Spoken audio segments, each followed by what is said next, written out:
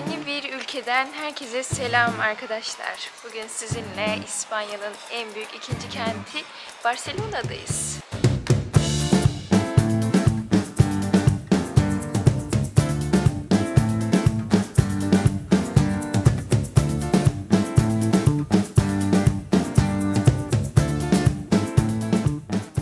Barcelona hakkında bilgi verecek olursak az önce de belirttiğim gibi İspanya'nın en büyük ikinci kenti arkadaşlar. Gaudi'nin mimari tarzını ortaya çıkardığı bu kentte bugün buraları gezip burayla alakalı bilgiler vereceğim. Şimdi kaldığım yer şu sokağın sonunda arkadaşlar. Ve ara sokakları göstermek istiyorum. O kadar güzel ki her yerde Filistin bayrağını görmek mümkün. Filistin konusunda İspanyolların duruşunu takip edenleriniz biliyordur. Gerçekten Türkiye'den daha çok destek sunup savaşı önlemek için protestolarda bulundum. Ve şehrin birçok yerinde yine Filistin bayrağı görmek mümkün arkadaşlar. Şimdi sizinle şehrin önemli yapılarına doğru gideceğiz. Ve sokakları da görün istiyorum. Erkekler daha iyi biliyordur. İspanya için spor çok önemli bir noktada. Barcelona, işte Real Madrid gibi futbol takımları var. Barcelona'da yürürken Arda Turan adını yapılı bir park bile gördüm arkadaşlar. Ya adamlar sporu çokça önemsiyorlar. Bir sokak oyunu olarak başladıkları futbolda dünya çapında çok büyük bir üne sahipler. Bu açıdan baktığımızda futbol severlerin çokça uğradığı bir yer buralar arkadaşlar, İspanya. Şöyle şehir içerisinde gezerken bile arkadaşlar farklı tasarımlardaki bu yapıları görmek çok mümkün Barcelona'da. Zaten Barcelona'yı futbol dışında öne çıkaran şeylerden biri de mimari yapısı arkadaşlar. Bizim nasıl ki Mimar Sinan'ımız varsa İspanya'nın da Gaudi diye bir adamı var arkadaşlar. Yani İspanya'ya Katalan mimari tarzını ve tabii ki de Art Nouveau tarzındaki mimariye modernlik katarak yeni bir uyum getirdi. Ve kendisi doğallığı seven, çocukluğunda yaşadığı o bahçeleri, o çocuksu yanı eserlerine yansıtıyor. Bu açıdan kendisinin eserlerine baktığımızda Dünya Miras Listesi'ne giriyor ve gerçekten İspanya için çok önemli bir adam oluyor kendisi. Şimdi onun bir yapısı var, oraya doğru gidiyoruz. Ay bakalım, çok güzel bir yapı ama henüz yapımı tamamlanmadı. 1883'ten beri adam bir yapı yapıyor. 2030'a kadar da tamamlanması beklenmiyor. 2030'da tamamlanacak diyorlar. İspanya, Barcelona'da yürüdüğünüz her adımda, bakın şuradan daha net görebiliriz, bir tarihi yapıya denk geliyorsunuz.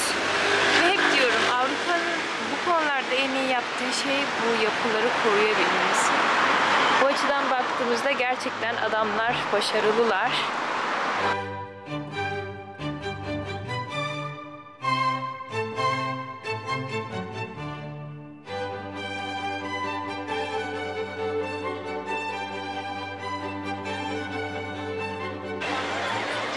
Evet, Sagrada Familia'nın önündeyiz. Şimdi arkadaşlar, burayı sadece görsel olarak göstermek yerine bu önemli yapıyı sizlere birazcık anlatmak istiyorum. Bir iki dakikanızı alacağım sadece. Şurada yazılar görüyorsunuz. İşte honor, pudar, força. Bunlar güçleri simgeleyen kelimeler arkadaşlar. Yani bu yapıyı yapıp güçle alakalı terimler kullanılmış. Art Nouveau tarzında çalışan Guedi burada görsel işlemiş. Bakın burada çarmıha gerilmiş, Hazreti İsa'yı figürlemiş bir anlayış var ve Hazreti İsa çarmıha gerilirken acı çektiği tasvir ediliyor. Bu açıdan da Hristiyan dünyasında çokça eleştirilmiş. Çünkü Hristiyanlarda Hazreti İsa'nın acı çektiği gösterilemez diye. Tabi burada kafasını görmüyoruz, yani burayı ziyaret ederseniz daha iyi net anlarsınız ama kafası aşağı doğru, bu da birazcık daha şeyi temsil ediyor. Hani acının hiçbir milliyeti, dini, ırkının olmayışının çok güzel bir temsiliyetidir bu mesaj. Bakın aşağı kısmında hemen çarmıhın altında bir tane kadın figürü var çarşaf şeklinde. Çarşafın alt kısmında da bir süliyet var. Bu süliyet Hazreti İsa'nın, inanışa göre tabii ki de Hazreti İsa'nın o acı çekerken yüzünü sildikleri kağıdın birebir aynısıymış. Öyle tasvir ediliyor arkadaşlar. Ve yanında tabii Hristiyanlıkla ilgili yine büyük insanların olduğu bir görsel.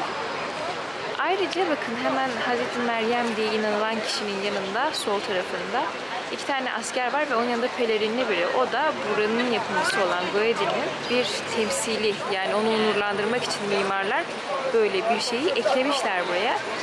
Yapı gerçekten muhteşem ve farklı duruyor. Bakın yani yapımı 2030'a kadar ancak tamamlanır diye düşünüyorlar. 1883'ten beri buradalar. Böyle büyük bir yapı. Barcelona'ya gelirseniz mutlaka ziyaret etmeniz gereken 2-3 yerden biri arkadaşlar. Şöyle kalabalık çoğaldıkça yapılara yaklaştığımızı fark ediyoruz. Bakın yani yapıyı bu dönemde yapsalar okey ama o dönemlerde yaptıkları için arkadaşlar insana çok garip geliyor. Yani o dönemde bunları AutoCAD olmadan, gelişmiş mimari teknikler olmadan nasıl yapmışlar bilmiyorum. Bakın dedik ya 1883'ten beri yapımı hala devam ediyor. Şu an çalışıyorlar bir de. Yani gerçekten ölmeden görmek istediğim yerlerden birini de gördüm. Çok şükür.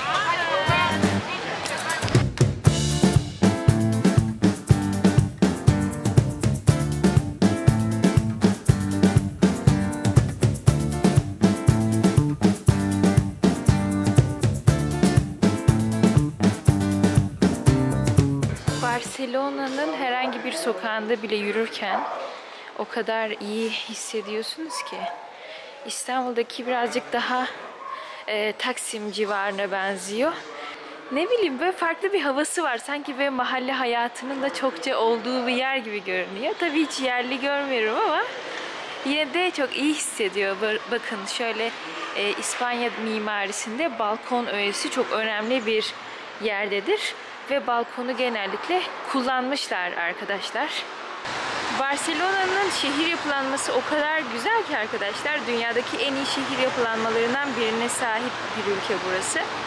Bakın şimdi fotoğrafını ekrana bir yerlere koyarım, havadan görüntüsünü. Sokaklar o kadar geniş ve kullanış alanı yüksek ki. Bakın şehrin her yerinde bisikletliler için ekstrem bir yol yapılmış.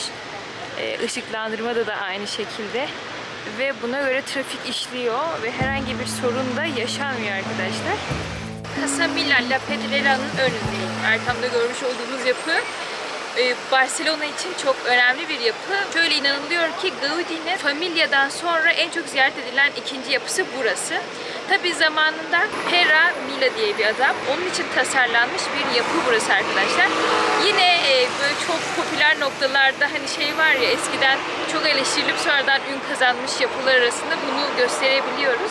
Zamanında İspanyollar bu ne ya, solucan gibi yapı demişler. Bu yapıyı sıkça eleştirmişler ama tabii bugün işte dediğimiz gibi Barcelona'da en çok ziyaret edilen noktalardan bir yer burası arkadaşlar. Birazcık daha yakından bakalım yapıya. Gaudí bu tasarımda dalgalı bir denizi ve içerisinde salınan yosunların görüntüsünü yansıtmak istiyor aslında. Yani bu görmüş olduğumuz demirlerle kapatılan bu balkonlar aslında dökme demirlerle yapılıyor ve gerçekten İspanya için önemli bir yapı haline geliyor. We've been living in sin so long, all the fields are gone. Fella stopped me on the street last night, said everything's alright. Roller coaster, make it through the day, alright. Evet, arkada yapımız ve ben de birazcık size gösterdiğim yerde dinlenmeye çekileceğim arkadaşlar. Ondan sonra kalacağım yere gideceğim. Yani birazcık modum düşük açıkçası. O yüzden oturduğum yerde insanları birazcık izlemek istiyorum. Biliyorsunuz benim bazen gittiğim yerlerde sadece insanları oturup izleyesim geliyor. Burada da şu an onu yaşıyorum. Yani sadece durup izlemek istiyorum. Ondan sonra kaldığım yere doğru gideceğim. Kaldığım yerden sabah erken 9 gibi de Madrid'e doğru trenle gideceğiz inşallah. Oranın daha aktif ve daha güzel geçmesini umuyorum. Hadi gelin biraz insanları izleyelim. We've been living in sin so long, all the fields are gone. Fella stopped me on the street last night, said everything's alright. Roller coaster, make it through the day, alright. It seems your meal ticket is gone,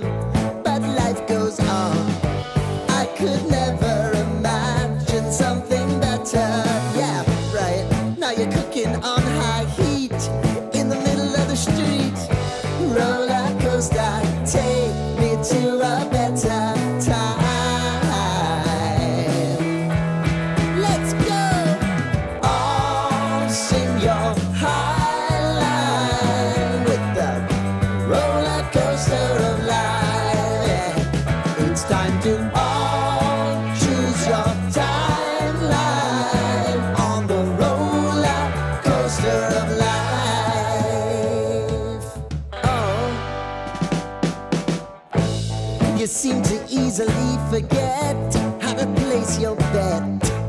When everyday life gets you down, you gotta steal the crown. Got to own it.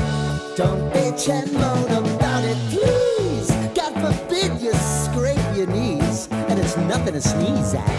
Oh, I've told you over and over again. You gotta get both hands around it and make your own plans. Roller coaster, it's taking over. It's about time.